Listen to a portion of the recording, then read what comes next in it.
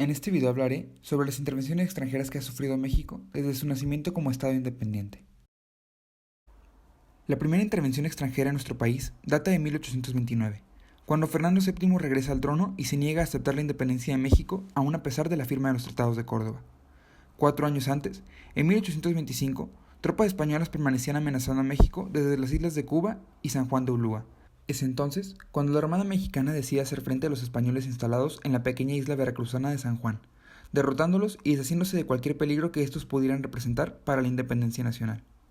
Mismo caso de Cuba, quien en 1828 presencia la llegada de tropas de México comandadas por el estadounidense David Porter, con el propósito de defender aguas mexicanas de cualquier intento de reconquista por parte de España, dando lugar así a la batalla de Mariel el 10 de febrero de 1828, buscando el poder de la isla o bien la promoción de un sentimiento independentista entre la población cubana. Un año antes, en 1827, se descubre un plan conspirativo dirigido por el fraile Joaquín Arenas, lo cual provoca la formulación en el Congreso de una ley que demanda la expulsión de cualquier ciudadano español en territorio mexicano. El Reino de España realizó su último intento por recuperar su antigua colonia con la expedición de Isidro Barradas en septiembre de 1829, entrando por el puerto de Veracruz y llegando hasta Tampico, en donde fueron vencidos por Antonio López de Santa Anna. Con esto, culmina cualquier intervención del Imperio Español en nuestro país. No obstante, no reconocen la existencia de este hasta 1836. La segunda intromisión de una potencia extranjera hacia el territorio mexicano viene a manos de Francia en 1838. 11 años antes, varios reclamos por parte de ciudadanos franceses instalados en México son enviados a París. Uno de estos reclamos era el del pastelero de apellido Remontel, quien radicaba en Tacubaya, en la capital del país. El francés demandaba los actos vandálicos cometidos en su pastelería, perpetrados por oficiales del presidente Santa Anna, quienes comieron en el negocio sin pagar la cuenta, además de causar daños estructurales al restaurante. Remontel exigía una indemnización de 800 pesos mexicanos, la cual más tarde aumentaría a 30,000 y por último a 60,000 con los intereses sumados. De aquí que esta guerra también sea conocida como la Guerra de los Pasteles. Aunado a esto, el mismo año fue fusilado un ciudadano francés en Tampico, acusado de piratería. Ambos eventos tensaron mucho las relaciones entre México y Francia, y el detonante fue la negativa del gobierno mexicano ante las demandas de indemnización del país galo, lo cual fue la excusa perfecta para continuar la misión de intervención francesa en Hispanoamérica, con el fin de obtener privilegios económicos, intervenciones que ya habían tomado lugar en Argentina y Uruguay. Es así que el embajador francés en México es retirado de su misión diplomática y vuelve meses más tarde acompañado de 10 barcos de guerra que franquearon los puertos mexicanos en el Golfo. Inmediatamente México decide declarar la guerra, oficialmente, al rey de Francia, pidiendo a Santa Anna encabezar a las tropas e iniciar la ofensiva contra los franceses. Así es como el gobierno llega a Veracruz a defender la soberanía nacional. No obstante, el operativo falló y Santa Anna perdió una pierna durante el combate naval. Debido a que México seguía sin aceptar las exigencias de la potencia europea, Francia decide enviar 20 barcos más a exigir la compensación por los gastos. Sin embargo, siendo México uno de los mercados más importantes en América para los países europeos, y siendo este bloqueado por Francia, es que llega la mediación por parte de los británicos, quienes alcanzan un acuerdo firmado entre ambas partes. México pagaría las indemnizaciones, pero no mantendría las garantías exigidas para los extranjeros en el futuro. Francia, por su parte, desistiría de las indemnizaciones por gastos de guerra y desconocería el convenio diplomático firmado en 1827, devolviendo además las naves mexicanas incautadas en Veracruz. Con esto, las flotas francesas son retiradas y la guerra llega a su fin en marzo de 1839, durando aproximadamente 11 meses. Estados Unidos fue el tercer país que decidió intervenir en México. Esto se dio a raíz de la reciente anexión de la República de Texas a Estados Unidos en 1845. La frontera reconocida quedó delimitada por el Río de las Nueces. Ese mismo año, crecieron las tensiones entre los dos países sobre los territorios cuando el gobierno de Estados Unidos ofreció pagar la deuda mexicana a colonos estadounidenses si México permitía que Estados Unidos le comprara los territorios de Alta California y Nuevo México. La propuesta fue rechazada por el gobierno mexicano. La unión de Texas a los Estados Unidos y la ambición de ese país de apoderarse del territorio mexicano provocaron la guerra con los Estados Unidos. El límite de Texas era el río Nueces, pero al unirse con los Estados Unidos de América, los tejanos dijeron que su frontera llegaba hasta el río Bravo, o Río Grande, más al sur. México protestó, pero los estadounidenses ocuparon el territorio entre los dos ríos. Hubo enfrentamientos entre soldados mexicanos y norteamericanos, y con ese pretexto, los Estados Unidos declararon la guerra a México. El 13 de mayo de 1846, el Congreso estadounidense aprobó la ley de guerra. Un ejército estadounidense tomó Matamoros y luego Monterrey. Otro ocupó Nuevo México y California. Un tercero desembarcó en Veracruz, atravesó ese estado y el de Puebla, y puso sitio a la capital. Los mexicanos no tenían un buen ejército, armas suficientes ni dinero.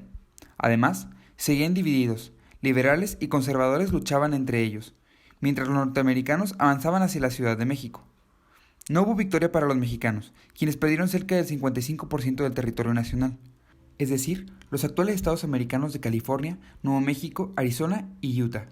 El gobierno mexicano se vio obligado a firmar el Tratado de Guadalupe Hidalgo, recibiendo tan solo $15 millones como indemnización tras la guerra y como pago por los territorios arrebatados. La siguiente intervención se registra entre los años de 1862 y 1867, y de nuevo, los franceses son los antagonistas. Tuvo lugar después de que el gobierno mexicano, encabezado por Benito Juárez, anunciara la suspensión de los pagos de la deuda externa en 1861. Como respuesta, Francia, Reino Unido y España formaron una alianza con la Convención de Londres y anunciaron su intención de enviar tropas a México. El gobierno de nuestro país derogó la ley de suspensión de pagos, pero la alianza no eliminó su plan. Las tropas de la alianza llegaron a Veracruz en 1862 y entraron en negociaciones con el gobierno de México. Los dirigentes de las misiones británicas y españolas decidieron volver, pero los franceses anunciaron que ocuparían la nación. Tras sufrir un revés en Puebla, el 5 de mayo de 1862, los franceses continuaron la expedición que los llevó a ocupar la Ciudad de México el 10 de julio de 1863. El gobierno de la República comenzó desde entonces un peregrinar por varios puntos del país, mientras los galos seguían ocupando la capital. Las tropas francesas comenzaron a retirarse gracias a los ataques mexicanos a partir de 1866, ante la inminencia de una guerra entre Francia y Prusia y la derrota de los confederados en la Guerra de Secesión estadounidense en 1865, que respaldaron en todo momento a Napoleón III. Años antes, algunos conservadores mexicanos radicados en Europa habían iniciado un cabildeo para buscar apoyo a la instalación de un régimen monárquico en México por segunda ocasión. La última de las intervenciones con gran relevancia en la historia de México toma lugar el siglo pasado, con la ocupación estadounidense de Veracruz de 1914, la cual tuvo como propósito evitar la llegada de un gran cargamento de armas a manos del Ejército Federal Mexicano y así apoyar a las fuerzas constitucionalistas de Venustiano Carranza en su lucha revolucionaria. Ocurrió pocos días después del llamado incidente de Tampico del 9 de abril de 1914, por el cual el gobierno estadounidense se sintió ofendido por el gobierno de Victoriano Huerta. La ocupación se inició con la toma del puerto de Veracruz el 21 de abril de 1914 y culminó con la salida de las tropas extranjeras el 23 de noviembre del mismo año. Las relaciones diplomáticas entre Estados Unidos y México se encontraban en crisis y daba inicio una nueva fase de la Revolución Mexicana. Varias facciones se oponían al gobierno de Victoriano Huerta, quien había subido al poder apoyado por el llamado Pacto de la Embajada, que había sido promovido por el embajador estadounidense Henry Lane Wilson. A la llegada de Woodrow Wilson a la presidencia de Estados Unidos, el país retiró a su embajador y desconoció el gobierno huertista, favoreciendo la lucha revolucionaria. Sin mediar declaración de guerra de Estados Unidos al gobierno mexicano, la batalla por el puerto comenzó el 21 de abril de 1914, con tropas estadounidenses, marinos e infantes de marina ocupando la aduana y otros edificios de importancia estratégica. Las tropas del ejército mexicano, bajo el mando del comandante militar de la plaza, el general Gustavo Adolfo Mas Águila, se retiraron del lugar por el mandato del presidente Huerta. Por otro lado, tras la sorpresiva invasión de tropas extranjeras, hubo una muy desigual y poco efectiva defensa integrada por un centenar de soldados del Ejército Federal, varios centenares de voluntarios civiles y algunos presos liderados de la cárcel, Rayados y un centenar de cadetes de la Escuela Naval Militar.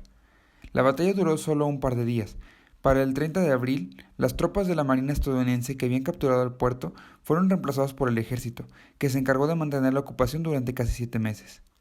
No fue sino hasta el 23 de abril que el ejército estadounidense se retiró, entregando el puerto al general Cándido Aguilar, quien representaba al ejército constitucionalista de Venustiano Carranza.